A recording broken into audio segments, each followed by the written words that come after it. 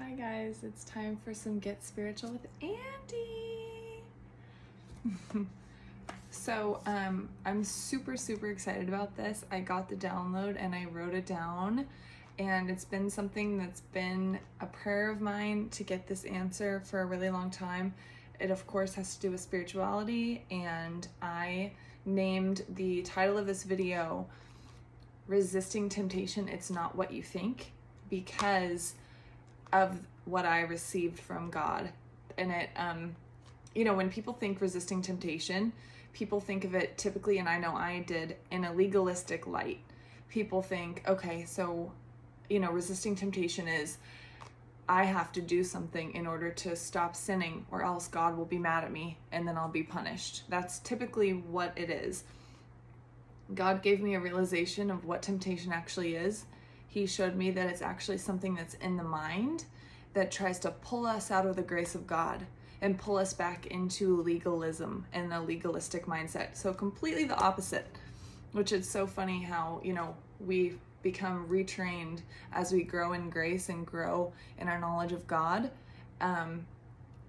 into freedom, which is what we always wanted, but weren't taught, in traditions and in religion and things like that. So things that were handed down to us. So the good news is the longer that me and you are in relationship with God, the more freedom that we're able to attain. So let's get into this. Let me see. Okay. So temptation, what is it? The temptation in our minds to begin relying on our understanding. So there's another video that I want to link after this. I thought about doing my own, but for now, it's much easier for me to just link some of my favorite spiritual teachers because they break it down. But essentially, there is the knowledge of good and evil, and this tree of the knowledge of good and evil and the tree of life, right? So after much kind of research and toying with it in my own mind, I've come to the final conclusion that the tree of the knowledge of good and evil is also the law. And the tree of life is, the law of the spirit. So freedom, grace, all those things. And so with the law, and AKA the tree of the knowledge of good and evil, it's a wisdom that is given to you. And even in the scriptures, it says it appeared wise when the serpent gave her that apple to eat. It had an appearance of wisdom. So it makes you want to follow after it. But then it ends in death, okay? So with the law, it does the same thing. It's an appearance of wisdom. Do these things and then you'll live by them. But really what it does is it shows you your lack, which showed them their nakedness. And then it causes you to want to cover up with your own works. That's how those two are the same thing, the tree of the knowledge of good and evil and the law itself, okay? We're constantly in this place until God takes us through a process and sets us free. We are constantly operating in this place. So what that looks like is there's a thought that comes to you, and it's a lack, and it's a problem, okay? And then the temptation is to try to, oh my God, what do I need to do? What do I need to do to get that to go away? Oh my God, what do I need to do to figure this out? What do I need to do?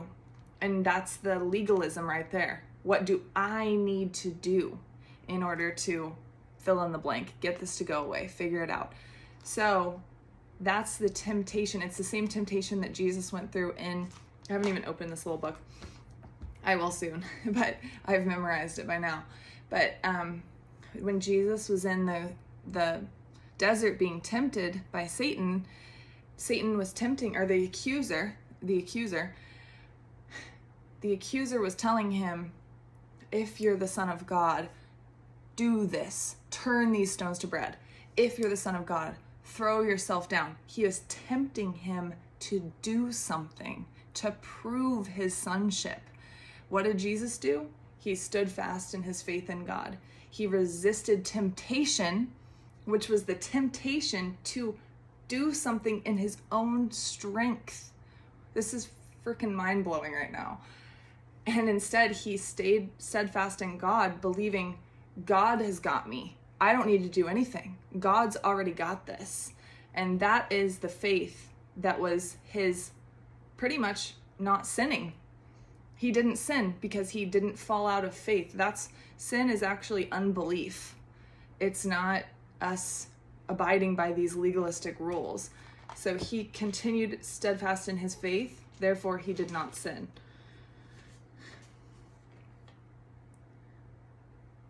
Anytime we're trying to figure it out, we're trying to do something to earn God's favor, grace, or freedom, which can never happen.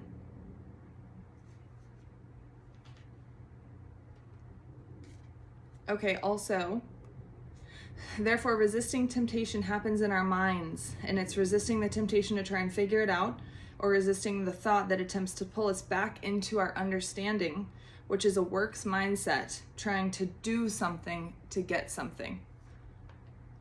Another example is when Jesus is he's at the Garden of Gethsemane or whatnot, and he's sweating the blood and whatever, and he tells his disciples, he says, "Watch and pray that you might not fall into temptation, for the spirit is willing, but the flesh is weak." When he's saying the spirit is willing, but the flesh is weak, there's other scriptures that say the mind of the spirit, the mind of the flesh. So this is all taking place in the mind. Temptation's all taking place in the mind. So what does he say? He says, "Watch and pray that you might not fall into temptation. For the spirit is willing," or the mind of the spirit is willing, but the mind of the flesh is weak. Okay? So, and I just improvised there, but so when he says watch and pray, rather when we get that thought that appears like wisdom, and when we haven't been trained enough yet to resist the temptation, then we fall into temptation. So we could try to start figuring it out in our own strength, right? The alternative would be to start looking to Jesus and to start praying to him and start saying, "Okay, God, this is the thought that's popping up in my mind right now," and go to the root of why. Why is it bothering you? What is the root of this? What are you confused about? And start praying to God about it instead. Instead of trying to go into your mentality and try to figure it out, start going, "Okay, God, whenever this thought comes up, I get triggered. I want to start to try to figure it out. But really, I'm afraid that this and that, I'm confused and I don't understand the answer. And will you help me? Will you show me?" And then the revelation of God starts to come, and we start to get these clearer and clearer answers, and that starts to just the trajectory of freedom can just accelerate so quickly, because I spent so long in this other realm, and it's okay because God's setting me free, and maybe I had to go through that. I have no idea. But so now I'm getting these tools where I'm like, okay, I watch what's coming into my mind. I am aware of what thoughts are trying to pull me out, and I'm praying to God about these things. I'm becoming watchful, and I'm instead of automatically just going into that other, trying to figure it out, I'm instead praying to God about these things. And then the revelations start to come, and then the victory and the freedom gets accelerated. So I've also questioned and been like,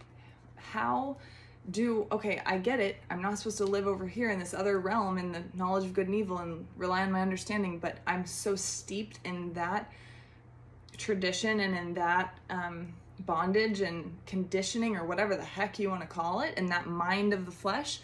How in the heck do I live over here? I have no idea what freedom even feels like, to be honest with you.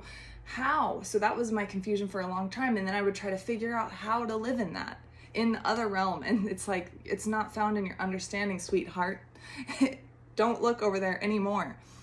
So I would try to figure out how to get free yet again. So yet I'm back in this religious mindset once more. But the good news is that God sets us free, right? And I'm praying about it with him helps me so much.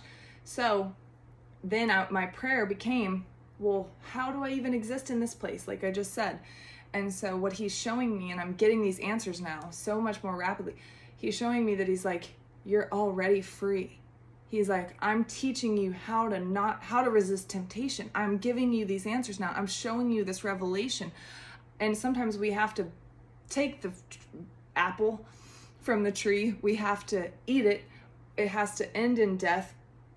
We see our own nakedness. We cover ourselves with the same tree that caused us to fall short of the glory in the first place, which means we're trying to cover up using our own methodologies that ends up not working out, and again, falling short, and we're constantly in that cycle of trying to figure it out and not ever reaching freedom, right? And then we learn how to resist temptation through that. Oh, that thought's coming up again. I've been here before. God, this thought's coming up. What do I do?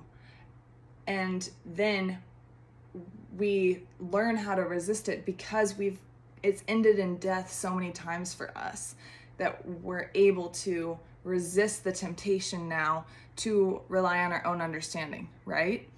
And then I realize, I'm like, oh my God, I don't have to figure anything out. There's nothing that I need to do. Jesus literally already did everything for me. Now that I'm resisting that temptation to try to figure it out, I just get to be free. There's nothing that I need to do. And that is the solution. That is the answer. We just don't know how to live there. And God's teaching us and taking us into freedom to where there's nothing that we need to do. Isn't that the best news ever? Isn't that literally beautiful? So I'm so excited about this. And I just, if you resonated with this, if this vibed with you, like, holler in the comments and give God some praise, and let's just all be free and curse that fig tree, and let's go into the tree of life and just live off of its leaves and just be happy forever. I'm just kidding. But seriously, if that resonated, I really need some love in the comments just to make myself, know that it's working for y'all too. So much love.